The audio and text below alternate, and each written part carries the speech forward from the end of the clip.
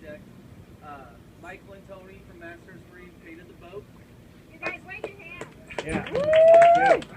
Project manager was Rick Buckner. This is Rick's mom, Rhonda. And then Dockside, yeah. Dave Pagoni, and he's from Custom Pipe Design. As Jimmy said, we wouldn't have met these gentlemen without knowing Chris Myers. And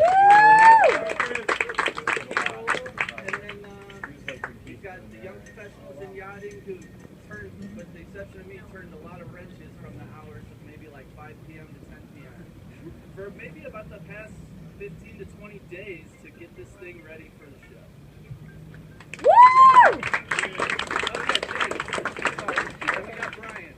James is our rep from Port Supply, and then Brian is West Marine Mega Yacht Supply, and Mr. Martin definitely turned a lot of wrenches and used up the 5200. John Jarvie's our president of YPY. Some of you guys know that. Michael was the captain of this whole project from the beginning. Andrew appointed him the captain. Yeah. So thank you. Not as well passing the buck. Very Thank you, soon we'll Michael. be in service and living in its permanent slip. It's Luke Brown. So the next time you go to Southport Raw Bar, you'll see it. You'll see her tied up there.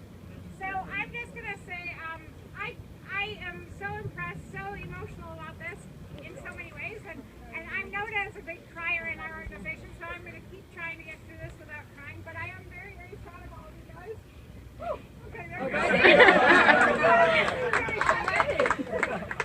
I'm very grateful. You are going to put a lot of people on the water and make a lot of really good things happen over here. And I know that you're all dedicated and I'm excited about seeing those smiles. And I promise that you'll be a part of it as long as you want to be as well. So thank you so, so much. Thank you.